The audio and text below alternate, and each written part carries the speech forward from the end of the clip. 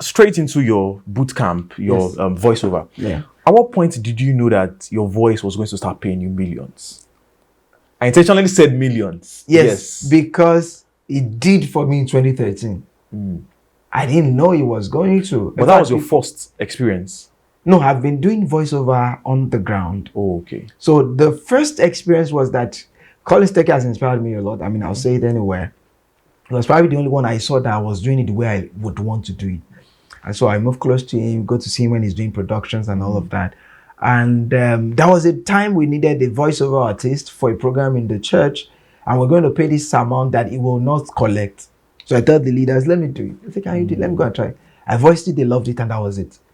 And that was the last time we ever had to call any mighty voiceover artist, because I could just deliver it. And I believe that if my voice, if they can use that content on radio, then it's good enough. Definitely. So I started working on myself, started getting better. As I speak today, I voice Yoruba effectively. I do Pidgin, I do English. In fact, I used to contract Yoruba and Pidgin. Really? Until one day I reached out to a friend who was supposed to come and voice Yoruba voiceover for me, and he didn't show up on time. I said, am I not a Yoruba boy? I killed it. I spent the money. I was so good. The Alade you came out. Yes, now. You know, I still remember the voiceover I did for that content that day. You know, ọ̀rẹ́ mi Akànní, owó kan bẹ lọ́wọ́ mi, ó sì ní kí n fi dókòwò. Ṣé má tàn bóròdé? And I did. Ìgbà tó ti dé gbogbo mi tún wà nílùú Ìbàdàn àti kàwé ní kò kún dìrọ̀rùn. I just killed it. Pew! When I wore me, I'm glad I don't call him again. I just do my stuff myself. So it's about discovery. You see, every human is like an onion. If you open up yourself, there is still more on your inside. In fact, they have confirmed that a lot of us have not used 30% of our brain capacity as humans. There is a lot we can do. As I speak today, if I still want to go back to school and study medicine, I can still be a doctor. It will only take me 7 years or 10 years thereabout. So people should just believe that keep digging in. There is like a well.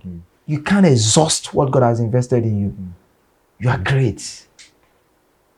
Still on this voiceover theme, at some point you also sang. Yes. And I'm so surprised to see that Alakpanla, Caesar, and some other good songs that you gave us. Are we saying, or should we still look forward to Charles Alade giving us some other albums, singles? 2025, I'm coming right away in your face. Oh, nice. I love that. Yeah, I'm coming right away in your face. 2025 will be tough. Not negative. I'm going to be working out myself. That's my plan. You know, every aspect of me will come out. I hope that I'll be able to write another book. I'm writing a book for multi-talented people because they are the most confused. How your multi-talent will not mess you up. But I won't tell you the title of it because the title alone is a killer, is a seller. Oh, so dear. I have a thing with titles. You know, overnight success, like that, it doesn't exist. So that's why you buy my book. Because overnight success, what it really means is that what you need to do over the night that makes you a success in the morning.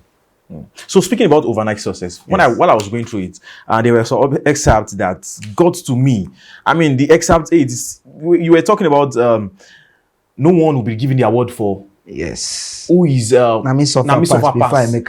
The award for Nami Suffer Pass. No one is going to get it. Yes. So to me, it's coming to me like this our generation. We are all about let me struggle. I must struggle. If I struggle today, I will definitely make it tomorrow. And I also come across your post where you said, if we struggle, and tomorrow nothing will happen. Yes, now. If something is not done, nothing would happen. So now, taking it to let's stream down now to the boot camp that you do. I mean, it's quite commendable bringing BBC veteran to come and do these things.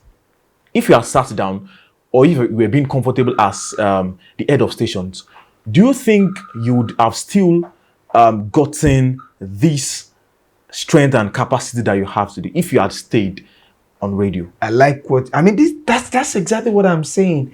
Part of why I quit radio was because, you know, I tell people that if I'm serving Charles Alade interest every morning, I will still be very busy. That I'm not working for anybody, I'm just working for me. Yourself alone. Because there is a lot on my inside. So I knew that I can't continue to do radio and do some of the things I was doing. Because at that time I was a GM of R2. I was on my voiceover bootcamp mega city edition. I was going from city to city. We visited 7 cities. We did Lagos, we did Ibadan, Osun, Akure, Abuja, Ilorin. You covered Southwest. Yes. Bam, bam, bam. And I had more than 20 international facilitators from Kenya, Ghana, everywhere you can think of, USA, UK, and these guys just love what I was doing. So if I don't quit that, I won't even be able to give my 100% to my own vision. So voiceover bootcamp now has trained more than 460 voiceover enthusiasts across Nigeria. And next year, I'll say it for the first time on this show, we're moving to voiceover bootcamp, the university campus edition. Oh, wow. I'm partnering with universities, especially the ones with mass communication. Wow. And we just do something with their students. I must say it's so painful that I'm not a graduate. So we can plan it together. Definitely. Because I need more hands. Yes. I'll be so glad. I mean, some schools are already subscribed to the idea. I just want to live, and I want my names to be on people's lips. That this guy, thank God for this guy. That's all. It's not about the money how much I have or the number of cars that I drive. But there are people that will say that if not for Charles Alade, I will not be able to get this done. That takes me to the Charles Alade initiative. Awesome. But then, before we come to Charles Alade initiative, let's talk about your personal life. Okay. How did you meet your wife, and what was the story around it? Fine, babe. I met her at Orisun Hall of Residence, the Polytechnic Ibadan. Really? That time, we used to have male and female hostel in the same block. Orisun used to have male and female. Yeah, before it was split. So I was in block C, she was in block B, I think. And she was a friend to my supposed girlfriend. So that lady brought her to my birthday. Apparently, the girl that I thought we were dating said we are not dating. Oh, wow. You were dating her, but she was not dating you. I discovered that I was just spending money. Oh, wow. So when I knew my fate, and then she brought this other girl, calm, collected, doesn't wear earring, just simple. But I saw beyond what eyes can see. So I'm like, no, okay, this one is okay. Then we started talking. February 2010. On the 20th. Wow. That's when I met her for the first time. Then 22nd, she came for my birthday. And that was it. We started becoming friends, talking. We meet at morning devotion together. From there, just like that. I knew from day one that I was going to marry her. Yes, did we have our struggles in between? Yes, because we dated from 2010 to 2016 when I got married. Oh, 6 years. Yes. But we were fighting. Because sometimes maybe I should have not started a relationship at that time because I was supposed to face my studies. I mean, but now it's all win-win. Yes, definitely. But emotionally, maybe I was not really ready for love because love is sacrifice. It took a lot from me at that time. But I'm happy, she's in my life. She's probably the only one that can marry me because without her in my life cannot be complete. She's just amazing. Okay, so I mean, this is making me quite emotional. That means while in school, you can find love. Yes, you can. And people should just do it with sense. Because sometimes it's about your motive. If you meet a lady, why? I used to tell people when I preach that if you don't have a date, don't go on a date. And I'll explain what that means. If you don't have a date, meaning you don't have a date you want to get married, then you don't need a woman. Oh, wow. So because what's the purpose? You want to waste your time, mess yourself up, get her pregnant, and people are looking for you up and down. She's cursing you. So if you are not interested in marrying somebody, leave her, let her be. Just be friends. That's all. Moving on. So quickly, let's move into Charles Alade initiative. I mean, the Project 1000, very good project. We must commend you for doing that. Thank you. And so many other projects coming up from Charles Alade initiative. Now, would you give this as a strange coming from ministry? Or is Charles Alade, it's on one side and ministry on another side? That's a big question. It's a blend of both. Okay. And to be honest, if I was not doing ministry, I would have still had a charitable organization. Okay. That's the truth. Because if you know me, people who know me, you can find out from Genesis 3, I've always been a giver. I've always been somebody who loves others than myself. I've been mentoring people from SS1. Wow. Yes. So the child initiative came out of the fact that I remember that I came into this city with nothing. And I'm like, what will I do for Oyo State? And I remember how we came to Methodist School, talked to the principal, and I said, I want to do this. He said, you have to go to the state government. They must give you approval. And I remember how they gave me approval to clothe 1,000 boy child in Oyo State. It was a big deal. I didn't have money at that time. I mean, Adiolu, quite a number of them were very instrumental to what I was doing because we're just moving. Sometimes the tailors that even supported us, we didn't pay them. Wow. It was more of, we saw your vision. We know you know what you're doing. We'll be a part of it. In fact, when they said I should come and register as an NGO, I said, the money I want to use to register as an NGO first, let me first use to buy clothes for these kids. And that was how we started, helping people. We went from Ibarapa to Okeogun to Ajia to Place I've never been to in Ibadan. It was there I discovered Lagoon. Oh, Lagoon. That place in Edet live in town of Lagoon, which is not far from Ibadan. It's existing. Lagoon. It's real. Wow. It was then I so this book was real.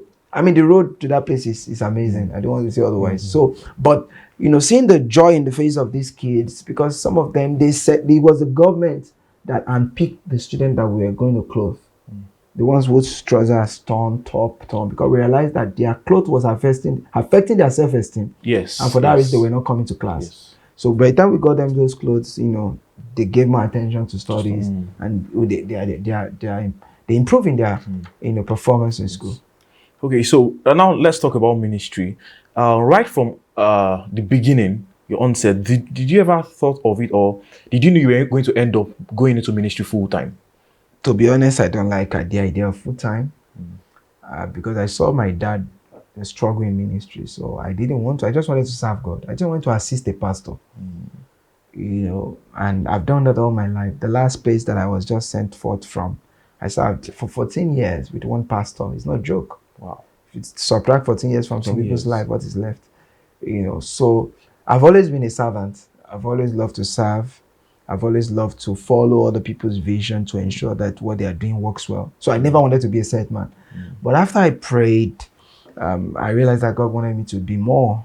And peculiar assignment that He will have me do that I can't do under people because I'll be conflict of vision. It's called division. The word the vision is from division, which means two vision. Oh, nice. It's not necessarily a negative word, meaning that if you have your vision, and I'm also bringing my own vision inside the vision, I brought the vision. Was my vision good? Yes, but why should I bring inside your vision? That's the vision. So I knew that was going to come up. And then I spoke with my pastor that it's time for me to leave. And, thank God for where we are today. Look at, recently, I had a prison outreach. Yes. I was at Agodi Prison. I was dressed as an Indian. I was coming to that. When I saw I can't do that under another pastor. He's going to summon me and say, what's wrong with you? Yes. When I saw the cover page of Jesus Behind Bars, first thing that came to my mind was, what's happening? Is this a movie?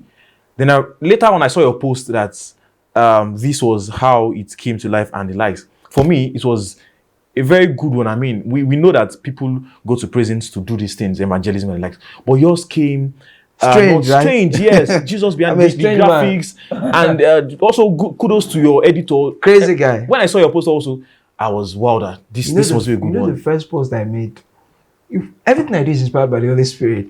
The first post I made, I posted a picture of me behind bar, and everybody started calling my wife. I deliberately didn't take any call. What's wrong with you? Is you okay? Is it fine?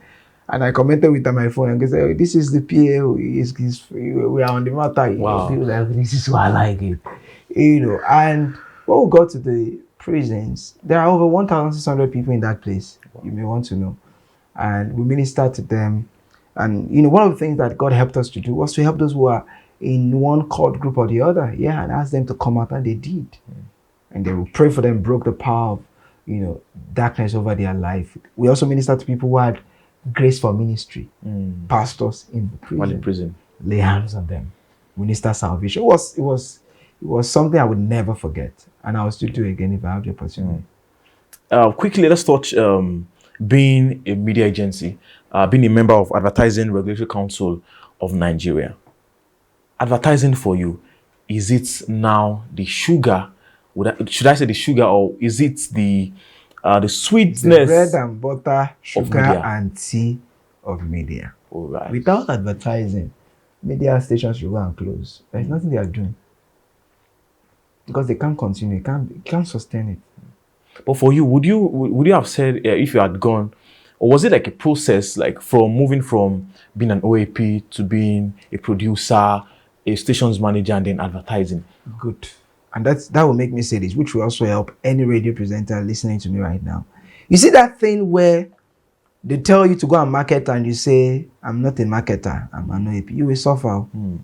This is why you will suffer. I can say it because I've been there. I also think I was correct saying that until I realized that it was the other guys that were making the money, who were doing the work. So when I got to R2, there was no marketer. I can say it on this show. I was the only marketer, the GM and the marketer. and I had a target. So I had to force myself to make money, because if I don't make money, that means I'm failing. My guy will say, Alaye, you're just collecting salary. You're not making anything here. I was the one that was bringing the highest money to the station. I was always getting commission every month. Wow. Yeah. So, and that's because I was in a corner where I can't say, oh, my marketer is going to do it. Oh, my show, I'm the only one. So I had to talk to my friends. Some people will bring advert to the station because it's Charles Alade that is there. Exactly. And that was where I discovered the sugar and the tea in marketing. I said, if I leave this job, the next most reasonable thing to do is to go into advertising. And so I registered for Akon. I mean, quite huge sum at that time. And when I got my certificate, I got it up today. Because even before I got the certificate, I was already practicing advertising small. But I needed to do it with, proper documents. Yeah. Thank you so very much. It's been a wonderful time with you. I enjoyed my conversation Mr. with Charles you. Alade. Thank you so very much, sir. My pleasure. It's nice having this conversation God bless with you. you. So quickly, just in about 30 seconds, what would be the the most humanly advice you would give to our generation?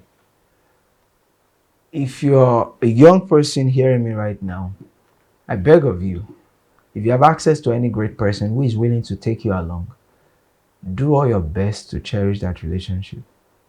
And as you follow them, don't just follow by picture or selfie. Follow them heart to heart. Watch what they are doing, watch what they are saying and what they are not saying, and apply it immediately to your life.